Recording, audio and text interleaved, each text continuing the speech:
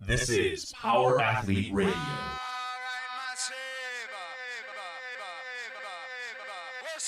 With your hosts, Denny K, Professor Booty, and the Luke Summers.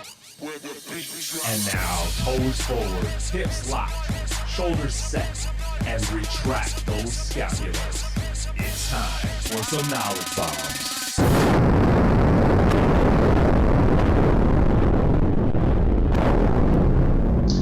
Power Athlete Nation, welcome to episode 56 of Power Athlete Radio. It's going to be a good one. We got the Power Athlete coaches, John, Luke, and Callie. And then, what's happening, guys? What up? Hi. Hi. Flight text on the horn. What's up, guys? NPFL himself. Tex is going to be joining us soon, so we're going to talk a little bit of NPFL. Going to talk about some badges for life. The regionals are coming up, SoCal. So we got John for what, maybe 5-10 minutes? No, he's here for the long haul, right? No, I think I'm going to stick it around. Yeah, I was supposed to have a production meeting for the regionals this morning, but it got pushed back, so I'm going to have to do it this evening. It happens to all of us. Yeah, but I do need to go down and prep a little bit. I got to come up with some storylines and find some interesting information. So I got on Instagram and Twitter last night and was trying to figure out, really putting my finger on the pulse of the CrossFit community when I go and do the color commentary for the SoCal Regionals. You know, you should go to, what's the site? Sorry you had to do that, John. www.crossfit.com is a good place to start. Yeah, I'm familiar with it. I got it on my phone briefly, and they look like they have a lot of good information. I think I'll scan through there a little bit. I also think Instagram is a great place to learn what's going on in the world. And this thing called the CrossFit Journal is really good, too. And games.crossfit.com. Oh, yeah, games.crossfit.com. Now, is that with 2 Z's or 1? If you got to ask, you can't afford it. What else is going on, boys? And So, girls? hey, John, about that commentating, what's that gig like? You basically just have to do, like, play-by-play? I mean, it's easy, No, it's easy to do for some of the big names. No, Rory, I don't do the play-by-play. I do the color commentary. So usually the way that commentating works is you have a guy, like Sean Woodland, who goes in and really is giving the play-by-play, working with the people at home to, paint a picture of what's happening on the field or on the field of battle, let's say. Okay. And then the color commentary, I'm really just giving insight. I'm the guy that kind of breaks things down, lets the viewers at home kind of know some inside information. So my job is to, if you guys watch Monday Night Football, I mean, it's Al Michaels and what's his name? The coach. Gruden. Yeah, Gruden. So Gruden's the color guy. And you know what? Gruden is probably the best color guy I've ever heard. I love watching Monday Night Football again because just listening to Gruden talk, I mean, he has so much good information. He watches so much film. He really puts you and gives you a slice into what it's like to, be in a locker room, to be in the huddle and be a coach. So that's my job. What did you think when they had Dennis Miller in the booth that one year? Did you catch any of that? Yeah, no, I did. It was, the problem becomes that if obviously Dennis Miller is a phenomenal comic, and I love his comedy. I mean, he's got such a great dry sense of humor and such a smart ass. So I thought he brings that talent to the board. But, what America's really looking for is not looking for a stand-up comic. What they're really looking for is a coach like a guy like Gruden. I mean, my mom is the most hilarious football fan. She loves Gruden because the fact that she gets to feel like she's in the know. And really that's what the color commentary is doing. It's putting the viewer at home in the know, giving them some little tidbits of information, painting a picture behind the scenes so that the fan at home can listen and feel like they're right there. And then the play-by-play kind of goes and, gives the action so you can kind of listen to it. So it's, it was cool. I was stoked when CrossFit asked me to do it. Went to a little boot camp, prepped it and been kind of working on this for, the last bunch of weeks. So there were, among our other duties. So I've been trying to do it now. So I get to go out and hopefully I do well. John, what is more difficult, the physical preparation or the trying to practice all of your commentating? like unique New York type thing? I know you've been like challenging yourself doing a lot of single jointed movements to get ready for this, right? Mostly curls. Well, I realized that even though I'm a moron, I figured as long as I look good, that's all that matters. So, Girls figured that out a long time ago. Yeah, I mean, like, let me tell you, these dashing good looks, they just don't happen on accident. But you won't be on television, will you? Internet vision. Yeah, well, my dad told me a long time ago I got a face for radio, so I mean, I assume I got to keep working for that. Perfect. I mean, my goal is just to look bigger and more intimidating than anybody else out there. Well, it's achieved. From the booth. So, I mean, I've only eaten, I'm like Callie, I've only eaten like one full meal in the last 3 months. Primarily lettuce space. Yeah, primarily lettuce. I've been doing a lot of long distance running, a lot of 5Ks, especially at 3 or 4 in the morning when I wake up and I feel fat. I got that one, I was like, Callie, you're getting in great shape. She's like, every time I feel fat, I just run a 5K. And so, I was like, but what if you wake up? She's like, if I wake up and I see my arm, I just go run a 5K. I just wipe the tears away and start all over again. Funny story. When I was in college, we were at a bar and a drunk buddy of mine made a comment to this girl. He actually asked her to dance, and the girl kind of blew him off. And he very, very funny, very dry sense of humor guy, leaned forward. And he goes, I see where the confusion is. He thought I asked you to dance. She's like, you did? And he goes, no, I said you look fat in those pants. Amazing. Awesome. And nice. This was that was really you, wasn't it, John? No, it wasn't. It was actually a guy named George Roberts. So this is about 10:30. So the bar closes at 1:30. We're walking home, and we see the girl that he said you look fat in those pants in a set of sweats running. Running? So, that's cruel. Running, like fucking running, like working out in sweats. Like she went home at like 1 a.m. Yeah, put on her sweat clothes, like set of sweats and a t-shirt, and went for a run. And so like mission accomplished, right? Yeah. So he turns you down for a dance, and you crush her self-esteem. Perfect. And you know what? And next thing you know, you're running a 5K at 1:30 in the morning. That's so sad. The moral of the story is, guy asks you to dance, say yes. Yep. Even if it's another guy. Let me tell you, there's nothing wrong with dancing with another man. Cheek to cheek. So, John, actually, you feel for that... Luke, it'd more be like cheek to chest because he's so small. How tall are you? 6'4". Oh, you feel like 5'1" in my arms. Lob. Yeah, that was a lob. Totally. Yeah, I totally lobbed that one up. We just totally transitioned to Wedding Crashers. I hope you guys know. All right, so what up? What else, Playtech? You got any other questions? No, I don't. I was curious if you were gonna draw any comparisons when you were training for the 08 games, compared to how the regionals and how the events are different now. How do you feel about that? I never trained for the 08 games. I'll let you in a little secret. I was training to go play in the NFL, and about 3 weeks before the before the 08 games, I got contacted by CrossFit about filming the movie Every Second Counts. Yeah. In that movie they show you with Mackenzie, running hills and shit. Yeah, I mean, that was my football training. And then 3 weeks out, when they were like, hey, we want to come film this, will you be in it? And I was like, and then Mackenzie kind of talked me into it. All of a sudden, I had to go from football prep to learning how to do a bunch of CrossFit movements. So up until that point, I had never done handstand push-ups or any of these, other kind of CrossFit specific movements.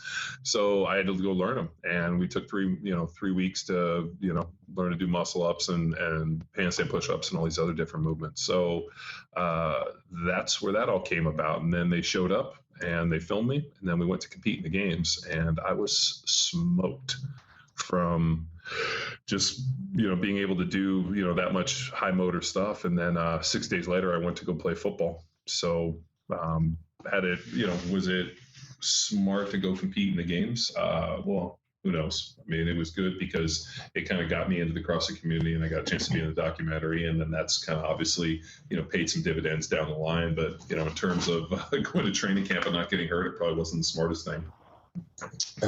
But I really believe we've seen an evolution of the games.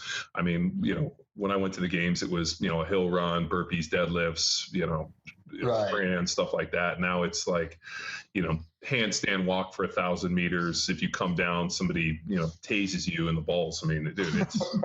Well, there are so many sponsors now, equipment sponsors, that it like behooves them to have these as elaborate as possible, throw in things that people have never seen before, use a rig for basically every workout. So sure. I mean, I really think the deal in this year's games is going to be the assault bike. I mean, I really believe that little nasty piece of equipment. I mean, Callie and I had a nice little battle the other day on it. And if you haven't got an opportunity to play on it, I mean, I try to use it a couple days a week, and I love to incorporate it in the workouts just because, man, that thing ramps up my heart so fast. And we got to throw some batteries in the VersaClimber and start doing some kind of comparisons a little bit. But yeah, that assault bike, I mean, I would think a combination of the VersaClimber assault bike and a heavy prowler. I mean, any of those things are just going to ramp your heart up pretty fast. But blast your quads. Oh yeah, I mean, but we got to find something to blast hamstrings the way they blast quads. Kelly's got some hamstring paralysis that we're kind of trying to pull out of her a little bit. I mean, I started calling her and Chelsea fucking Quadosaurus and Quad Squad. What's Chelsea's nickname? What did we call her yesterday? Callie was Quadosaurus and Chelsea was Quadpocalypse. Yeah, Quadpocalypse. You should see these girls, dude. They walk around. They got like 30-inch thigh or 30-inch quads and like these like kind of like little like kind of real smooth petite hamstrings. And I'm like, man, we gotta get some like fucking steel cables back there. So we're gonna put some training in to get some steel cables on these girls. Well, yeah, when we were doing like manual resistance hamstring stuff, I woke up the next day and felt fine, but a day after that, I couldn't extend my legs fully. So, I mean, there's certainly some imbalances occurring there. Or you were just being a dick and applying way too much manual resistance. But No. Ew, he's never done that. Okay, first of all, Kelly, you control the manual resistance. Well, it's hard. Yeah, we didn't establish a safe word, and when you were screaming pork chop, I just thought you were hungry. I was. I was hot and I was hungry. Oh man. I always think back when there was like an interview I watched with Louis Simmons when he was, I don't know exactly who like approached him to go to Westside, but the guy came in with like huge quads, and he looked at him and he was like, well, I can tell you don't know how to squat. Just because of the imbalance there. Yeah. I'm assuming that's what he meant. I mean, it makes sense. Well, yeah, like if you do a lot of the website stuff, I mean, especially with a lot of the box squats, you sit back with, so far, I mean, almost that, neutral to even negative shin angle. Callie and I actually had a conversation the other day, and really the position of that shin really dictates where the load is going to go. Right. And so much what the Westside guys do is sitting back on that box so far that I mean, honestly, almost a negative shin angle.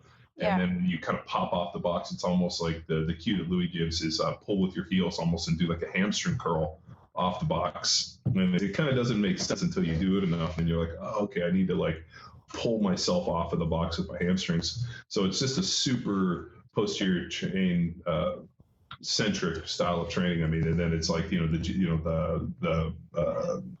eccentric loaded GHD, reverse or full GHRs, all the reverse hypers. I mean, Louis got a million different, torture devices to hit the hamstrings. I mean, the big thing that I remember when we were out there rapping with is he said, as you come into this program, you will actually notice that your quads will get significantly smaller. And we actually know when a guy's quads get smaller, but his butt and hamstrings are getting bigger, that he's starting to go where we need him to go.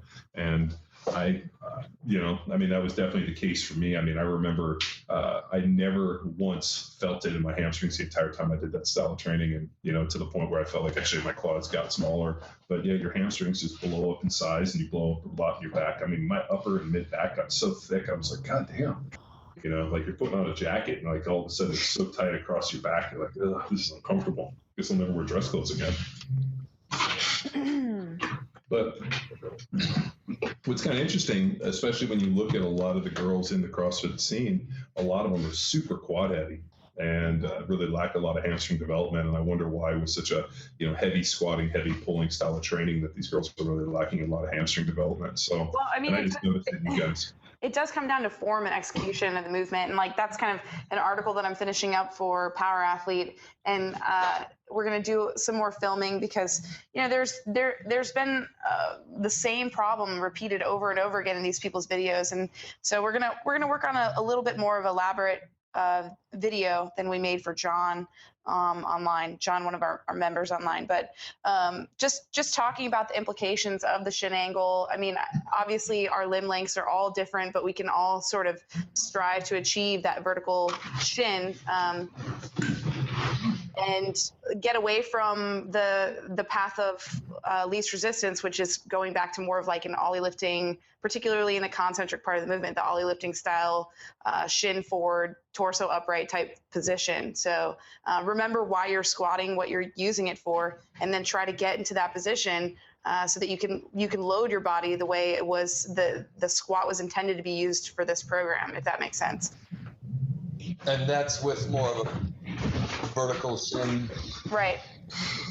Yeah, because one of the questions that I've always get asked is, we lunging or any kind of, I'm just going to go with lunging. When you get into a lunge, you want a good vertical shin. You don't want that knee to pass your toes, and then you watch the ollie lifters in a good deep squat.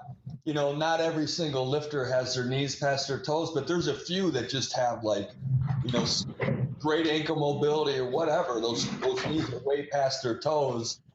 And, some of the USAW coaches I've spoke to, they were like, hey, if they can do it, then it's fine, And then on the other hand, you got like, well, isn't that kind of an unhealthy position for your knees? And what do you think? You think it would be, well, it depends on the length of your limbs and stuff like that, or is there a general answer for that?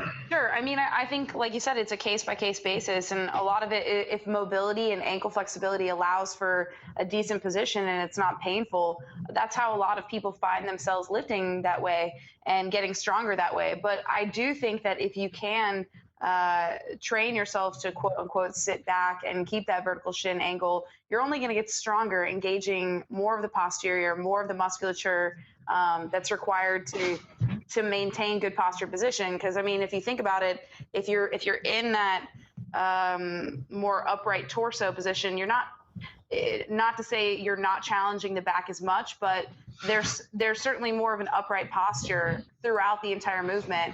And you want that barbell challenging your ability to engage your back, engage your lats, engage your lower back. And I think that's what people are mainly trying to work around when they're doing a quad dominant squat, is they're really just trying to work around a weak back. And that's where I have a problem with it. They're not strong yet. It's one thing if you've been squatting for a long time and you can squat a shit ton of weight in that with a aggressive shin angle. But if you're not even squatting a lot of weight, like, let's teach good mechanics that'll challenge your back out the gate. I just think it's, number one, it's healthier for people coming out into CrossFit or into lifting. And then, like I said, it's just a better position to make your back stronger. That's a great answer. Thanks, Denny. All right. So Steve, you there? Yeah, I'm here. What's up? He's wadding right now. We talked a little bit before we hopped on the air. I asked you if you were doing any kind of like specialty training for the event out in Vegas, or if you were just following Field Strong, and maybe you could talk a little bit about that. Yeah, sure. I mean, there's not really much to say. I talked with John a little bit offline, and I am doing Field Strong to a T, including all of the extra credit stuff, and then I'm just adding in some gymnastic stuff. Right now, I'm behind a few weeks, so I'm doing the sandbag, the sandbag cycle, I guess is what you would call it. And sometimes I'm replacing a barbell for the sandbag. The biggest sponsor for the NPFL is Eleiko Barbell. So unless Eleiko decides that they're going to start making sandbags, I reckon we're probably going to see barbells more than sandbags. So in some instances, I'm just putting a little bit more weight on the bar and using a barbell, still hitting the sandbags 2 or 3 times a week, just because it's good for you, using weird objects and grip strength and stuff like that. The other thing I've been doing basically is just trying to make sure that my shoulders stay healthy, because that's been a rate limiting sort of injury in my past. So I've been using this crossover symmetry thing, which has been helping me out a lot. And then a lot of the Power Athlete dynamic warm up movement prep stuff, like the child's pose and stuff like that, just trying to fix up them shoulders a little bit. Nice. So in any of have your shoulders been an issue in any of the previous qualifier? No, they haven't been, because I've been following field. Honestly, I feel like because I've been following Field Strong, they've been pretty safe. Sometimes they hurt most when I bench and when I miss a snatch. Other than that, or sometimes they hurt when I do handstand push-ups. But the other day I did a bunch of strict handstand push-ups and I had no pain. So I don't know if I'm getting stronger or if they're getting healthier, but they haven't. They haven't What does bothered me your hand yet. position look like on the bench press and especially on the handstand push-ups? Is it so a wider grip? No.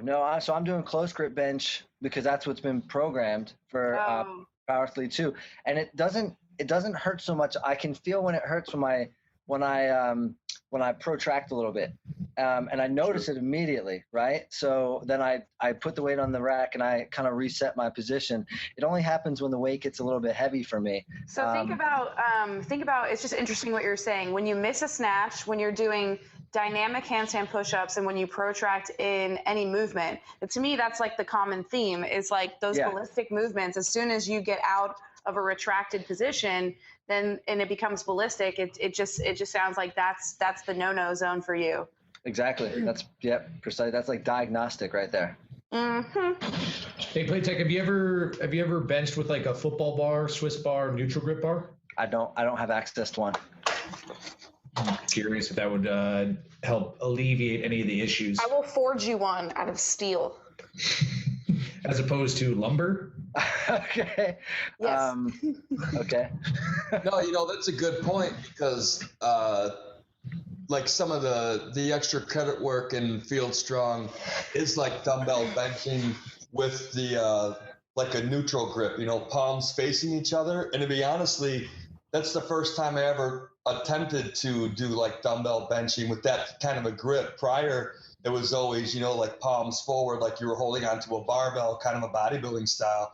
And I noticed when I just switched my grip up like that, I was able to kind of keep, more elbows closer to the torso, and it felt like it felt better.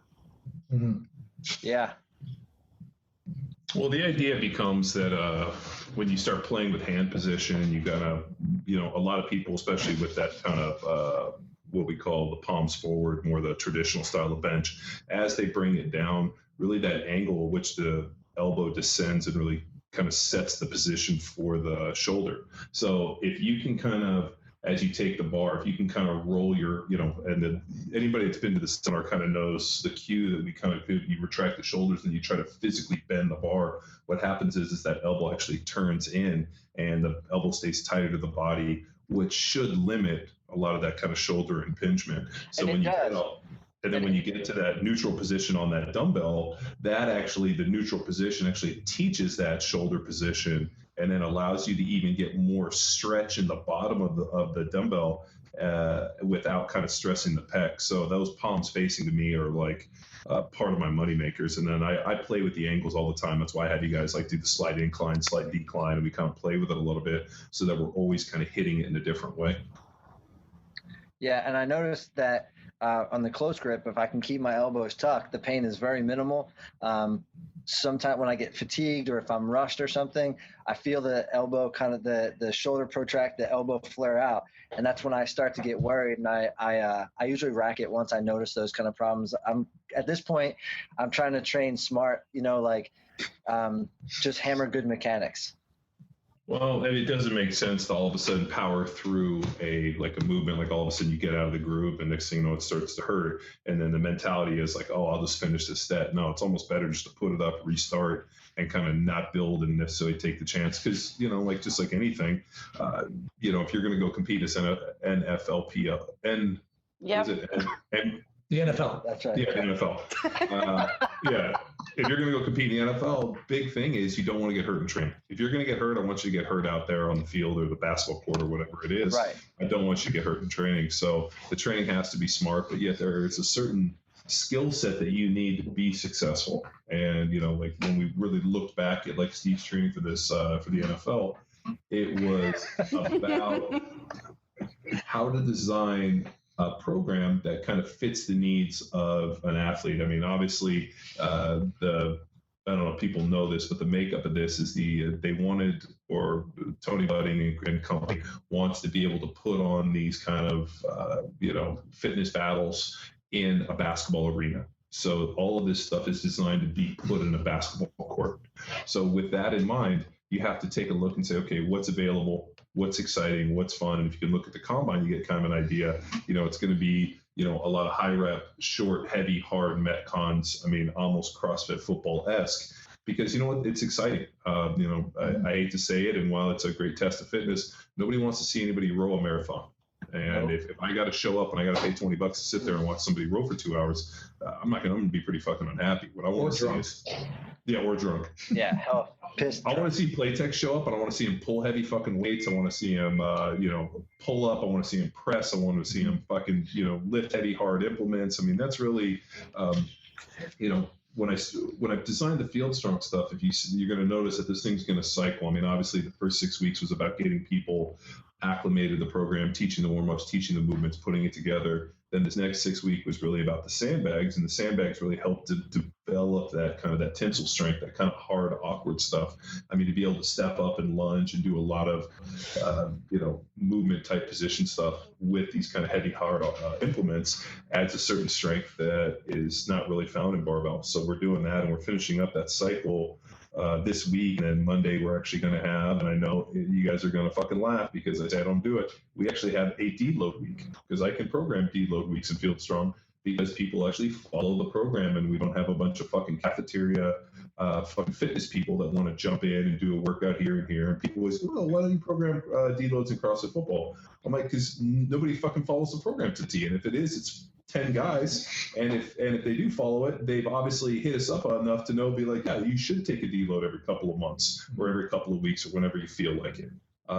So with people that are consistently following the Field Strong program, at the end of every cycle, every 6 weeks, we'll actually have a deload, and it'll be my deloads are kind of interesting in that I don't really believe in cutting down on intensity. It's just we just cut volume. So they'll come in, it'll be, a very, very curtailed, small amount of intensity stuff. We'll still keep intensity up a little bit. The training days will get cut, and we'll have a nice week off, and it'll be some fun, a 3-4 day workout or a 3-4 day deal. And then we'll get into our next cycle, and that'll be a lot more fun. So I think the people that are doing the Field Strong stuff, the people that can commit to it, I think are making great gains, and a lot of the feedback we're getting is really exciting. I mean, everybody's PRing everything, and it's amazing when you actually take the time to focus on all the little things that all of a sudden things become the sum of the parts and people start crushing shit. And we say that at the seminar, like, this is the most important part of your training day is prepping for the training day, because the tools that we put in place for the warm-ups are about improving movement, improving posture position, and those improvements, no matter how subtle they are, they're going to pay extreme dividends in your training. And then ideally that training improves your performance on field. Yeah. Right. Rather than, Callie's favorite warm up, which is 20 box jumps, 10 PBT pass throughs, 10 PBT overhead squats, and 5 pull-ups, 10 rounds. Well, when you've already run a 5K at 3:45 in the morning, you don't have to warm up. You guys, you're already fucking warm. So many What's digs, up, Callie? so many fucking digs this morning. You're killing me. You're literally killing me. You're fucking killing me, Smalls. Are you just doing this because I'm not there in person to defend myself? You're not? Exactly. I thought you were sitting in your seat. Okay, hold on, I can't see little Callie. She's so micro. Yesterday, I actually had an interesting deal. Obviously, I kind of trained in a couple different places, and so I swung by, had some time, so I wanted to go do some back stuff and do some heavy pulls. So I went over to the bodybuilder gym, and there's a couple pro bodybuilders that are training in there. There was another cat who's probably in his 50s who actually is a pretty good athlete and pretty good, and talked to me about competing in the CrossFit stuff. And I was like, dude, you are perfect for it. But as I was pulling, no, there's a guy in there. He was like, man, like we started kind of rapping a little bit about the CrossFit stuff because he saw my shirt. And he's like, man, he goes, I don't know why people get so mad about the CrossFit stuff. He goes, the fact that like there, equipment and gear and people actually doing like real lifting and not this bullshit you see in the gym, he goes, it's fucking great. So he was pretty cool. But what I was getting to is I was watching a guy squat, and after every set, not only did watching him make my knees hurt, I could tell his knees were hurting. So finally I asked him, I was like, how do your knees hurt or feel? He's like, oh, my knees fucking kill me. They keep me up at night. I'm having all these problems. He's like, well, what do you think it is? I'm like, it's a shitty squat. And I proceeded to fix this dude's squat, and it was hilarious. Within one set, he like stands up and looks at me and goes, oh my God, my knees didn't hurt. He goes, I thought like something was wrong with my knees. I'm like, well, yeah, it was you and your shitty fucking squat. You healed. Yeah, I felt like I went over to him. I was like, put my hands on you, you healed. And he fell to the ground. But it's amazing that, people like to this day, I mean, with this internet age and YouTube videos and like so much information we put out, that a guy who's actually going to the gym every single day wouldn't just put in there and be like, you know what, every time I do that thing with that bar on my back where I kind of pretend like I'm sitting on the toilet, my knees hurt. So let me go in and Google some people and figure out like what I'm doing wrong, or let me video me, or let me squat in the mirror, do any of this. Mm-hmm. And didn't do it. So we watched him, and I got to rap with some of the these pro bodybuilder dudes that are getting ready for a contest. It's pretty interesting to watch those guys train, just because the amount of volume they do is so fucking crazy. Like the one dude trained his hamstrings for probably 90 minutes. Yeah. It was like above average. Yeah, it was like single leg hamstring curl, double leg hamstring curl. And then he did these like hamstring curls with a like dumbbell between his feet, and then he was pulling some RDL. I mean, like literally, like I was watching this dude, and I was like, and then I asked him, I was like, so what are you training today? He's like, oh, I'm just doing some light hamstrings. So 2 hours later, he's like, yeah, I strained my lat the other day. I was doing some rack pulls with some big weights. So this dude's pretty big. For 3 hours, he was training his lats. Yeah, I mean, but like that's what these guys will do. He like picks a body part and they just destroy it for 2 or 3 hours, and they do it like once a week. He's like, yeah, I'm going to train he's like, I trained lats yesterday. I'm going to train my low back for like 2 hours. I'm like, 2 hours of low back? Holy fuck.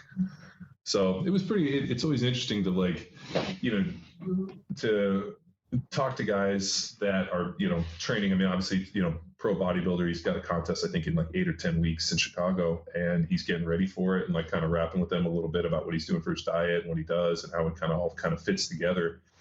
And then seeing the volume that these guys train with, and then like hearing people at the Field Strong be like, fucking workout took me fucking, 75, 80 minutes. There's no way I can commit to this. And this dude trained hamstrings for 3 hours. You know what's crazy is that those guys who train for 3 hours doing bodybuilding type stuff, like when you get them at a seminar, if they accidentally ran off the street and they don't know where they are, but like if you get them at a seminar or somebody comes in to try CrossFit and they're like, yeah, historically I've been a bodybuilder, whatever, you put them through like our warm-ups and like just have them do isometric holds, and it's so absurd. Like they have to have like a base level of fitness just to even do the warm up, and they for whatever reason don't have that. They're just used to like just high volume, concentric, like no isometric, no midline stability whatsoever. It's crazy to see them shake through it. Well, I think a big reason comes from the kind of machine versus non-machine based stuff. When you're training using exclusively machines, the machine is picking the range of motion, it's picking the plane of motion, and it's basically taking care of the stability. I think I told you guys a story about that one day I was in there training, and there was that young volleyball girl in there bench pressing. And the bar was like screaming all over, like she was benched with a bamboo bar. And I'm like watching this, and I'm like, oh my god, it's the intermuscular coordination. I'm like, this is the first, it was like I think the analogy I meant was I like saw this like beautiful thing in nature, and then all of a sudden the trainer's like, well, that doesn't look good, and took her over and put her on the Smith machine. Yeah. And I wanted to, like, as I was like running over to like karate kick the dude in the chest and be like, no, you're stealing strength from her, because that's, the coordination aspect is really that first element of strength. Like missing that wiring up, that becomes the same deal that, you bring these guys in, and, we've had guys that come from a traditional bodybuilding deal come to our seminar or even come train with us, and just the ability to stabilize their body and allow, their own movement to dictate range of motion, plane of motion, and, stability within the motion. And I think that becomes the major fucking player for this. So, Hey, I have a question too, and not to get off topic, but I know we've talked about this, but I wanted to ask Steve, because Steve's a little more in the know, and I was just wondering if if Klokov is competing in CrossFit like next year. Is that true? Because I thought I heard that. So whatever gave you the impression that I'm in the know. Oh, I thought you would know something like that. No, Callie. I need confirmation from a listener or something. Yeah, no, I mean, you know what? He had posted some stuff on Instagram or Twitter or some shit the other day saying that he answering questions about CrossFit, and basically sort of recapitulate his answer was that CrossFit has done wonderful things for weightlifting. And so it's like he's giving back. That was my sort of like the bastard translation that I've seen running around Instagram. So I don't think that he's going to compete, but I'm not on his team. So John, maybe you could call him. Yeah, I know he doesn't speak English, so you could probably have Fat Matt call him. I was just thinking of like people in different disciplines who are entering CrossFit and like how it's translating, because like Klokov though, I don't buy that, because he's rocking shirts from all different types of sponsors that are very like well, you have to pay him to wear your shirt. Yeah, totally, but like yeah, but I don't know. Well, and apparently he lifts in Reebok weightlifters now too. Some of the videos you'll see him in those well, I guess I should be nice about it, but the Reebok weightlifting shoes. Yes, I'm aware. I know what you're saying. But it just seems, it seems like this is building to something. Like he is building to be like, all right, Rofro, Rich Froning, Ryfro, I'm coming after you. I would love nothing more than to see him come in as like a ringer to do that. I would love that. Well, I'm sure the dude, I would love to see him come out there too. I mean, especially if there was like a snatch ladder or something like heavy, and they're like, so Klokov just snatched 180. For triple. They had a ground to overhead, and everybody else was doing clean and jerks, and he just snatched it. Like that type of stuff. Most of the stuff they do ground to overhead, he could snatch probably one armed. Yeah. So what's his age? How old is he? I think he's in his late 20s. He doesn't age. I have this. He doesn't age. Is that him in the background? He sounds like a child. He's in his late 20s? Somebody on the Google? That's what I thought. I don't know. Somebody Wikipedia him. I'm doing it. No. How do you spell Klokov? K-L-O. 1983, February 18th, 31 years old. 83. Yeah, I thought he was older. Okay, so he's 31. Yeah, I was going to say, because I remember watching him in the Olympics like 10 years ago. Wait, Luke, isn't that your age? I know, him and I are like two peas in a pod. Luke, are you 31? Yeah, I think. Wow. Is that what? He's like, you look terrible. You realize a guy over 30 can't really have that hair unless he's... So that's exactly what I was thinking. Let's see, Swayze did it. Matt Damon, Jared Leto, all the people I look like. The dude. Luke, you're talking about them in movies they play. You're talking about roles the Big they play. Lebowski. Yeah, the Big Lebowski. Living the Like dream. that. Instead of living the dream, you're living in a dream. Keanu Reeves. Keanu. What movie was Keanu Reeves' hair look like that? The surfing movie with Patrick Swayze. Yeah. What's that? Roadhouse? Point Break? Point Break, like a break point. Like you don't know what Point Break is. Break Beach. Let's see who else. All sorts of people. This is way more fun than talking about cloak off. How come Callie wears the cloak off tank top every single day, and I know she only has one of them? She sleeps in them every night. She said, "This is my PJs. I wear it every night to bed." and all day. I've worn it twice actually. Thank you, and it was a gift from Big Dave for a Christmas present. So I wear it every time I think of him, which is it just happens to be every day. Now, what do you want to talk about? A little awkward silence. I love it. That might as well be the subtitle to Power Athlete Podcast, is quote unquote awkward silence. Yeah, a little bit of discussion between the awkward silences. I love awkward silence. I know everybody hates awkward silence, but I live for awkward silence. Well, we should mention that Denny's gone now, so we don't have anyone saying that's awesome. So hold on, that's awesome. Right. So let's keep this train going. You guys want to go get some sausage and okay. And maybe go catch a Red Sox game? That wasn't the flow I was going to get into, but we can. What's the flow, Callie? I don't know. We were going to talk about Badges for Life. We were going to talk about Team Series, and then if you want to touch on the fact that we're going to be at various regionales, and the games, 2 Z's for that. So let's talk about Badges for Life. That was last weekend.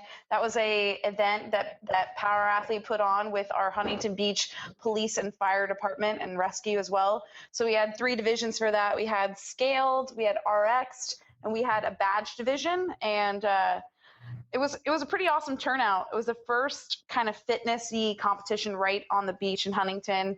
And even though I'm fairly new to this area, it was still it was still pretty cool to reach out to the local vendors, reach out to local teams, local gyms.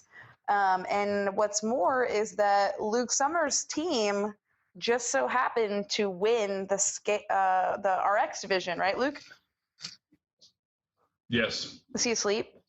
Yes. So his team won. I don't know who was on it. I can't remember, but they all dressed up like Tom Selleck from some movie that Tom Selleck was in. It wasn't a movie. They were all dressed like Magnum PI. Oh, okay. That makes way more sense. Yeah. Is Tom Selleck even in it? Did Tom Selleck ever in it? Oh, yep, just going to say the same thing. Yeah, he actually has been in a movie, and it was that weird one where was he in the that baby chick was one? going to kill him. Yeah. Oh, yeah. There was that 3 men and a baby. 3 men and a baby. Off the top of my head, there is Oh, God. Brother. Quigley Down Under. Quigley Down Under. None of these movies are real movies. If you've ever heard us talk about Nate at the seminar, Nate was also, we use him oftentimes as our example for the linear progression, but Nate was also on Luke's team. And Luke, if you want to elaborate on Nate and some of the workouts, we sort of had a joking running bet going that Luke thought, I didn't think Nate would quit in any part of any of the workouts. I designed them. I didn't think that any of them were beyond his capacity or anything. But I guess at one point he looks at Luke and he's like, I'm done. And he takes his wrist wraps off or something. Mr. Baseball. So that was another good Tom Selleck.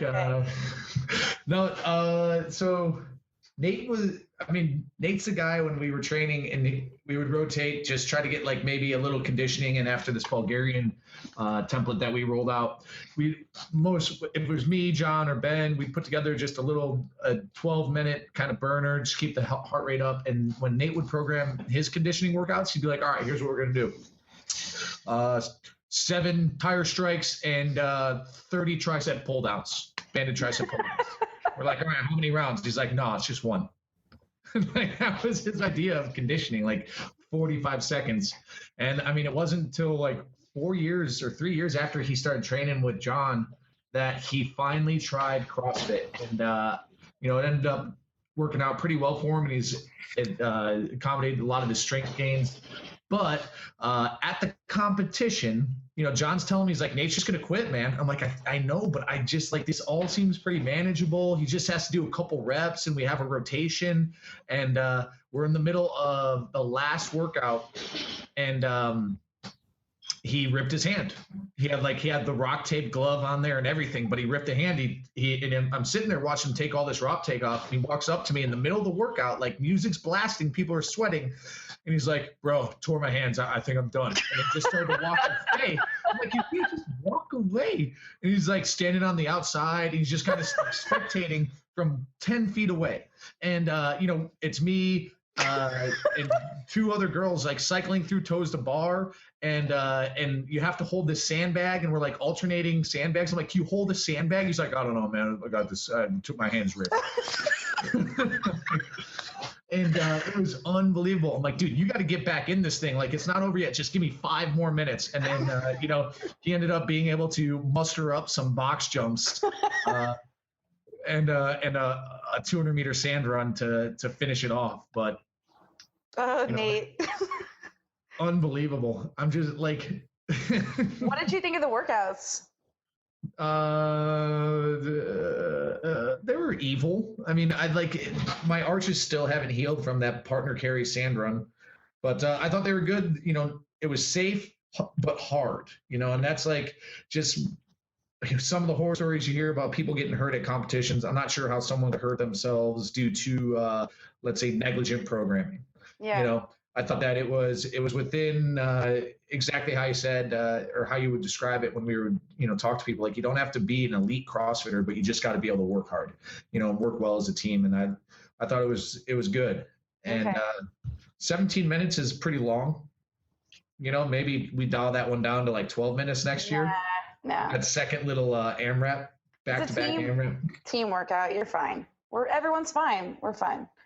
But no, it's good. I mean, clearly, this competition really, truly proved who the most elite athlete was in, or team of athletes in really the country. So for those of you who don't know, my team came out on top in first place. No thanks to Nate, by the way. Yeah, this Huntington Beach throwdown. That's really what we were going for. Is to just find the group of 4 elite local athletes to somehow.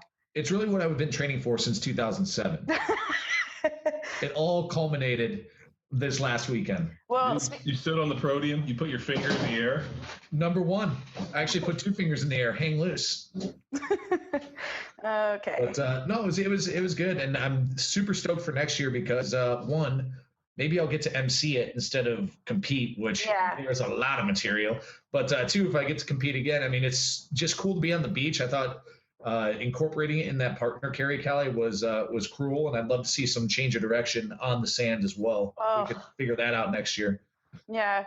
So the challenge is that, like, coming at this from, I wanted to have as many people sign up as possible. And so when they see Power Athlete on anything, for better or for worse, people associate that with the Power Athlete Team Series or our programming, which is totally fine. It just, hopefully it means more that it's going to be safe and like smart programming than necessarily hard, heavy, fast. Because I wanted this to be like, because it was a fitness competition, I wanted it to be what people would expect to some degree. But like when we get to the Power Athlete Team Series, which is going down in September on the 13th and 14th, when we get to that, the workouts be more resemblant to like what you would anticipate from Power Athlete, like a hard, heavy, fast type thing among a team event. So if we had a lot of questions, I've had a lot of questions recently from the seminars and people kind of writing in, asking when the team series is going to happen. Now that this Badges for Life thing is over, we'll be able to put a lot more attention. I personally, we have all of the marketing stuff ready to go. Just kind of fielding out some sponsors, but you can, if you live in Baltimore, Chicago, Oklahoma City, NorCal, or Seattle, that's going to be where we start the event on the 13th and 14th. And basically how it's going to go is I'm going to get our team to go out, our quote unquote team, our Power Athlete HQ employees. We're going to go out and, run these events in those cities. And then based on the top teams from there, we're going to invite them to Vegas on October 11th and 12th. So in Vegas on 11th and 12th that's Columbus Day weekend. We'll be there at CrossFit Max Effort with Zach and Lindsay, hearts around Lindsay, because I know that she's such a doll. She's such a doll. Luke Summers, he is. Yeah, but I don't know. I honestly don't know who I like more, Zach or Lindsay, because they're both just dreamy. To sum it up in one word. They're sweet. They're a sweet couple.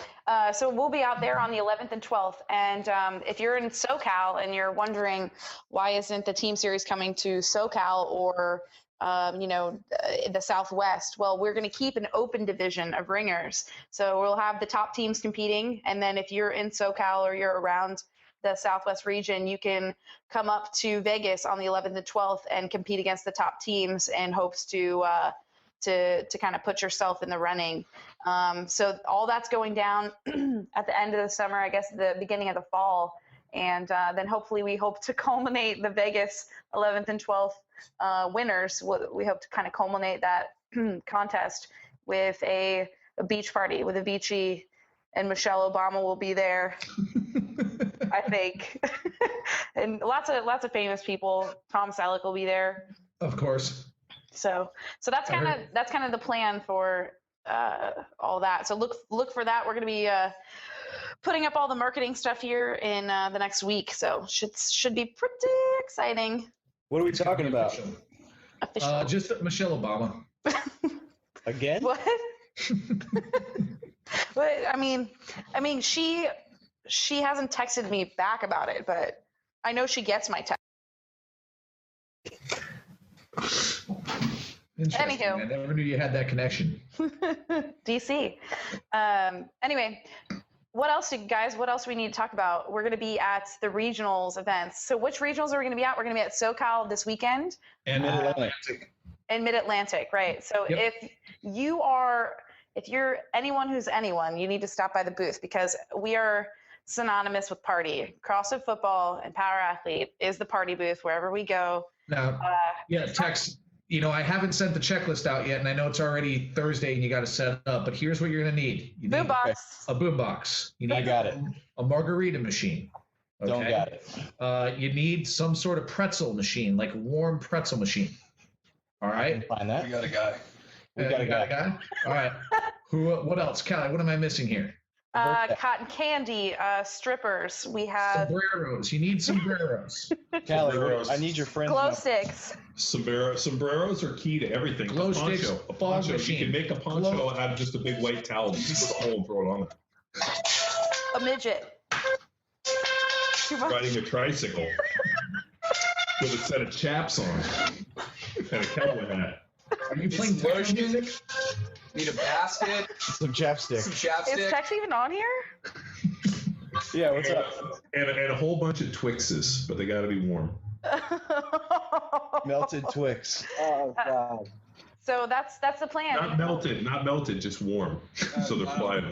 But really, that's the pre-party to what will be the actual party, which is the games. It's also known as Sunburn Fest 2014. Skin Fest.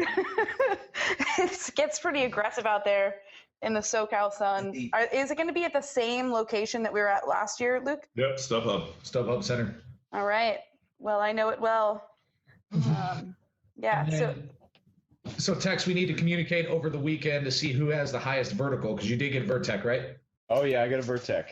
Turn your mute off. Turn my mute Hello. on. Mute off. We got him, Callie. We can hear him. You can. Jack it off. Oh, really? Yeah.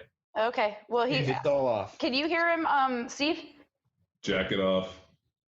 Yeah, I can hear text.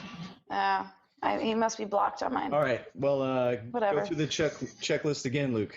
I forgot Vertec, margarita machine, jam box, all that good stuff. All right. Pretzels. Warm pretzels, warm Twix. I'll take care of that. Fondue. Okay, so what about? Do we have any Wade's Army updates? Yes. So I was called out. I was called out on Facebook for basically an ice bath challenge, and so I'm gonna take care of that as soon as we're done filming my current Power Athlete project. And What is this? Ice bath challenge? Oh yeah. So What is it?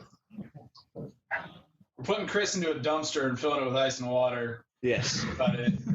I got to jump in and stay in there for 5 minutes, and then I got to call out a few more people, and then they got to do it, or else they pay $25 each to Wade's Army. I like it. So I have a big horse trough. I have a big horse trough at my house that we use for beer that we have also used as a cold tub. So maybe we can just do that. I mean, I probably we could make some bets. Tex, how long do you think Callie Hinsman could stay in a pool of ice? Underwater. I don't can't know, hear but him it right now. sounds, if we can get somebody to pay $1 a minute that she stays in there. So we can So, find- Callie, how long do you think? Tex said $1 a minute towards Wade's Army. How many minutes could you stay in an ice bath? 60 cents worth. So that's like 20 minutes. Yeah, something like that. No, that's like. Well, I mean, we could just chisel the ice off your heart for the. I fucking knew that was coming. I fucking could see that coming from a mile away. John Welborn beating a dead horse since he was born. I've never heard that before. That's good one, John. You egging him on. Is that a quote for the wall? I think I used that at a bar a couple of years ago, and I've been trying to break it out ever since then. I think I gave I can't remember where it came from. I think I shortly after handed a girl $5 and told her to go take charm school lessons after to chisel the heart or chisel the ice off her heart to put in my drink. Oh God. We could do a little battle. I mean, we could have like the person that stays in the longest. What's the safety issue on that? No, It's just cold water. Yeah, your body will just warm up the water after 2 hours. You'll be fine. Yeah. Can I wear a cardigan? I just I would not advise that. feel only like if we contact Mel and we make sure that we get the proper cardigan fucking Mel. with like pearl necklace. Maybe she'll loan you that pearl necklace. Mel Hinsman. Okay, so the challenge is to stay in for as long as possible, and that's how you fundraise. So how long do you guys think that you could stay in? 25 minutes. 30 minutes. Tex said 30 minutes, Callie. I used to do this in college. I don't believe it. Me too. I honestly, don't you guys think that after 30 minutes, you don't really feel the water anymore? So it's like. You don't feel anything after about 2 minutes. Two for John, 4 for me. So why not just 4 say- minutes? I would. Then the stinging stops.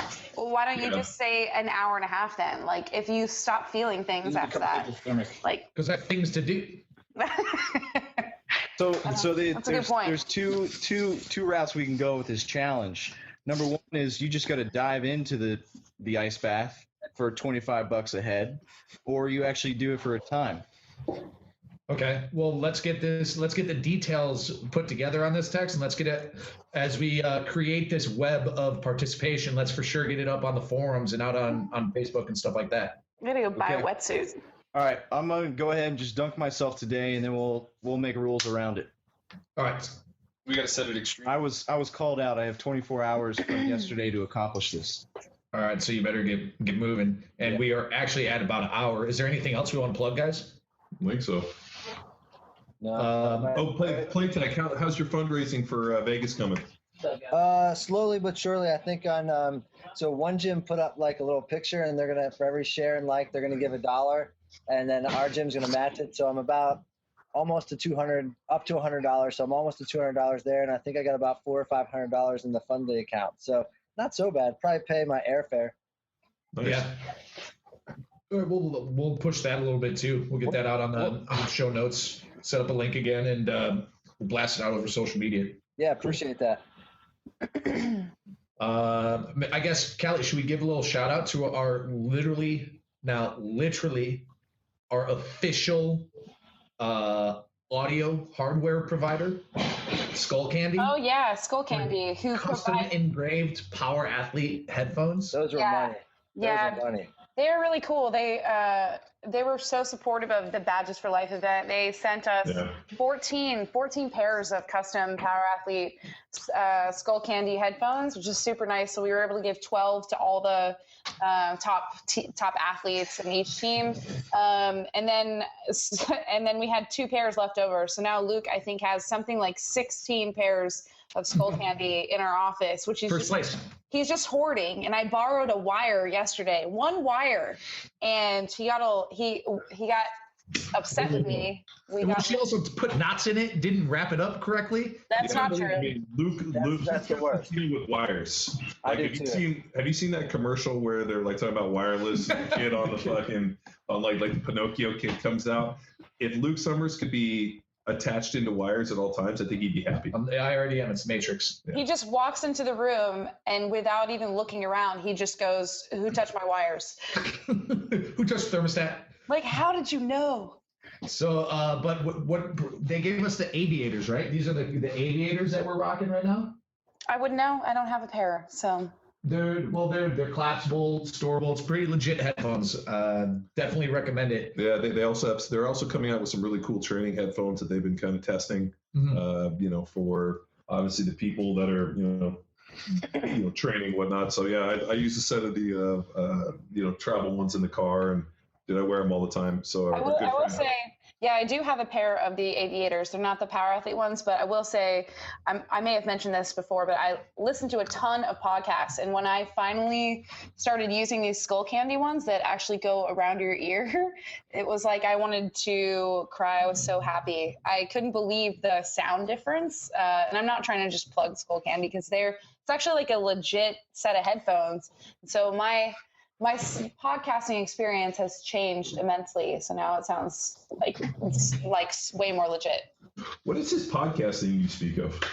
Oh, Well, come what on. we're doing right now, actually, John. Yeah. Oh, Stories. that's what it's called? It's just stories. Anywho, I think that's it. Shall we speak next weekend, or who do we have planned for next weekend? Are we getting Wendler on?